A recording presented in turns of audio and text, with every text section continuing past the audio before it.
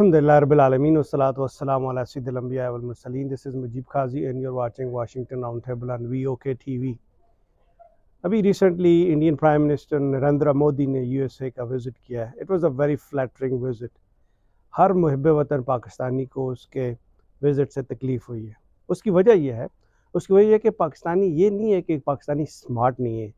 इसकी वजह ये नहीं है कि पाकिस्तान में अपॉर्चुनिटीज़ नहीं है. इसकी वजह ये नहीं है कि Pakistani people or they are duffer or they are not productive members of this society or community. Respect क्यों नहीं है? देखिए 50-60s में जब पाकिस्तान की ग्रोथ हो रही थी, Pakistan was rising on the map of the world, तो ये बाकी की including India, China and other countries, they were all looking up to the progress of Pakistan. लेकिन ऑल ऑफ अ सडन ये सारा डाउनफॉल क्यों हुआ? तो मैं इसके बारे में सोच रहा था और मैंने कुछ लोगों को इसके बारे में बात करते हुए सुना भी है.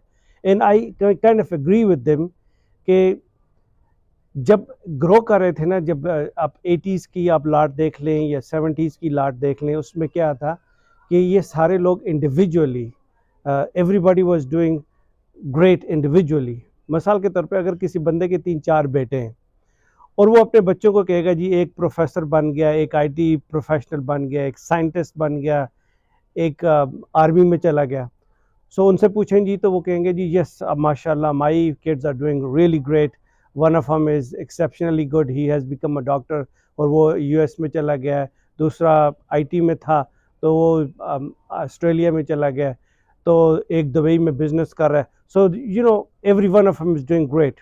और उनके जो फादर थे वो ब्यूरोक्रेट्स बनते बनते कोई चीफ बन गए, कोई क्या बन गए, कोई क्या बन गए. Individually they did really good. लेकिन क्या हुआ, उसका नुकसान क्या हुआ कि अपने ज़ाती बच्चों के मफादात की खातिर मुल्क के लिए इंस्टीट्यूशन नहीं बना सके.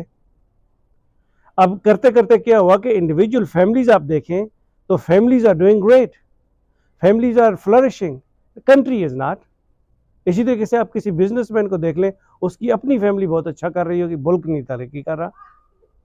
आप इसी तरह मिलिट्री में देख लें, majority of the lot they retired at early on, लेकिन जो बाद में जनरल्स बन जाते हैं दे आर डूइंग ग्रेट, लेकिन वो फिर पाकिस्तान में नहीं रहते.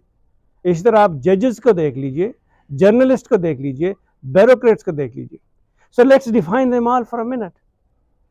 अब ये सारे जो लाट है जो पाकिस्तान को चला रही है, ये इसकी डिफरेंट कैटेगरीज है.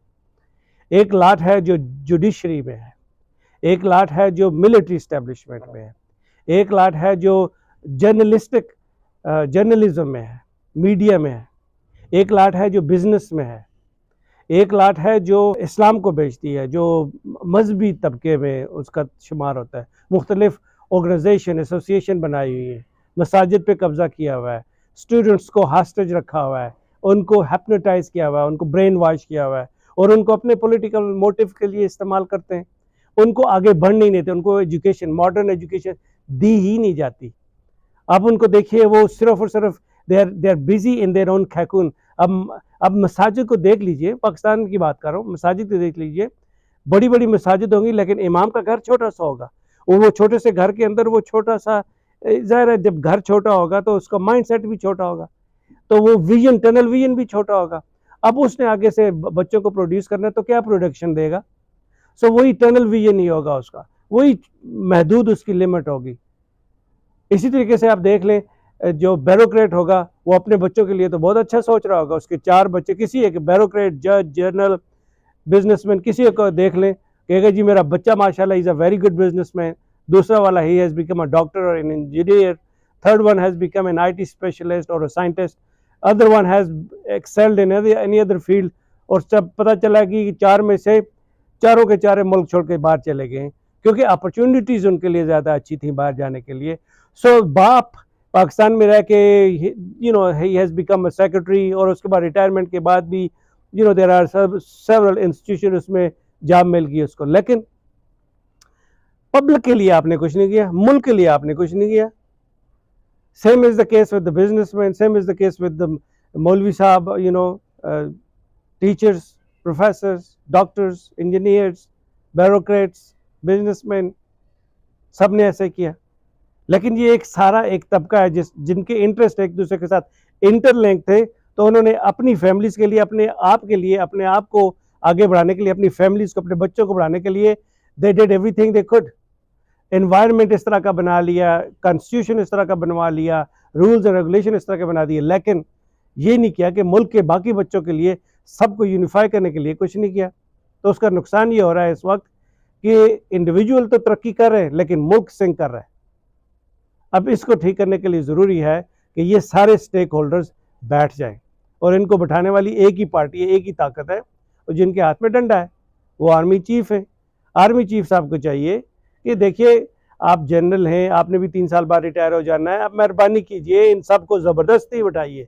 Every one of them, they all need to come together, sit down in one conference room. 4-5 बड़े इस्लामिक स्कॉलर्स को ले आइए, 4-5 बड़े या 15 जो भी PDM प्लस PTI सबको आप ले आइए पॉलिटिकल लीडरशिप में, और 5-6 जर्नल्स को भी ले आइए।